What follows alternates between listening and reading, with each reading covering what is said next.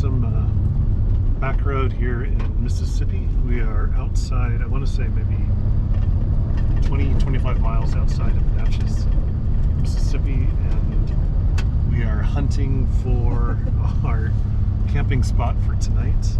I found this spot on one of our apps, Campendium, and so far we are about 10 miles off-road.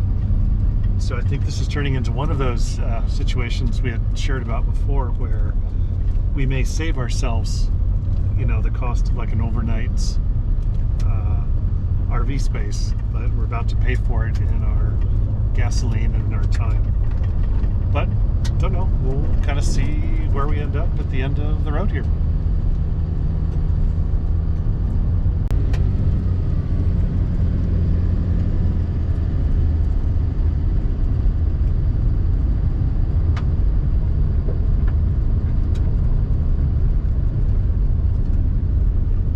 So after driving in last night to our camping place, we found it on, I think, Campendium. We were expecting like a large turnout, and what we found instead was pretty much, it's just the end of the road.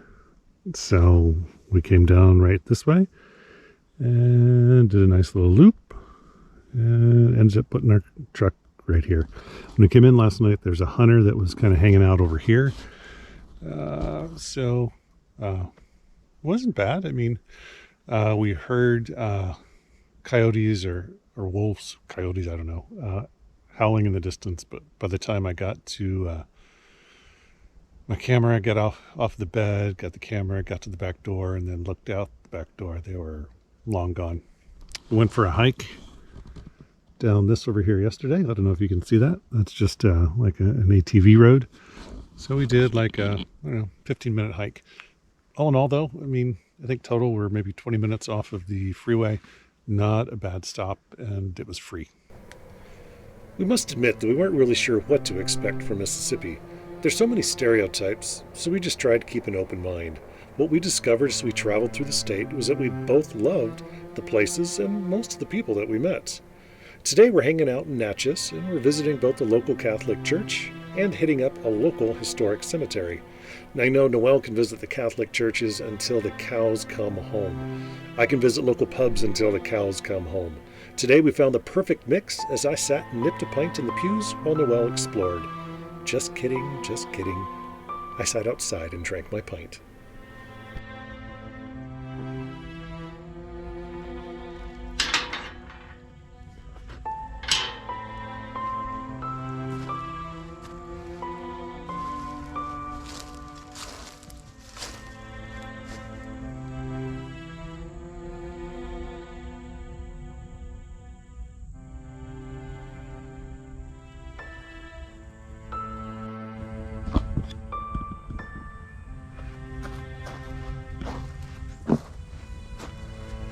So this is the site for a little girl named Florence.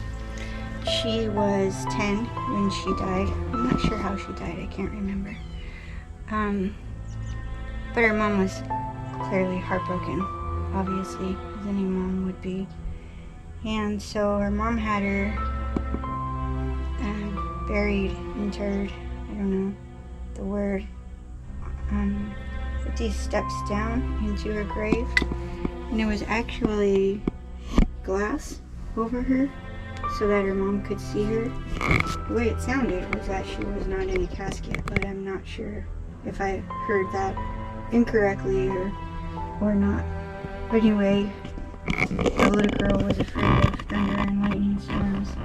So legend has it that her mom would come here when it was thunder and lightning, and she would crawl down into here. She would have, I don't know if she did it herself, these are pretty heavy, but I don't know if she had these, lifted them over her herself, or if someone else lifted them over, but she sat down in this grave during thunder and lightning storms with these iron doors closed over her so that she could comfort her daughter. So sad part, another sad part to me, is that when the mom died and the dad died, they didn't get to be buried here by Florence. They're somewhere else in the cemetery. So that's kind of a bummer that her protectors aren't with her in death. So this morning we learned something when we were out on a tour. There's when you're going to swap some good stories, you call it going to have some iced tea. If you're going to swap some gossip, you're going to have some sweet tea. So I'm going to throw some sweet tea at you now. So we're at this marker for a guy named Rufus, and Rufus hated Mississippi, and his request was when he died, he did not want to be buried in Mississippi. So Under the ground. Under the ground. He didn't want to be buried under the ground. So when Rufus died, he was buried right here in his rocking chair. Hence the height of this particular facility. So there you go. Now you and I have had some sweet tea. A gentleman's wife, Frances, she died and was buried here. And her husband, Lewis, was so distraught that he came here every single day from lunch, on his lunch break, I believe. And he sat with her every single day. And he was a carpenter. On his last day, when he went home, he forgot his toolbox here, which he can't, I don't know if you can see it, but he forgot his toolbox here, and he went home after he visited his wife, and then he died. So his toolbox has been here ever since. I think our guide told us that he died in,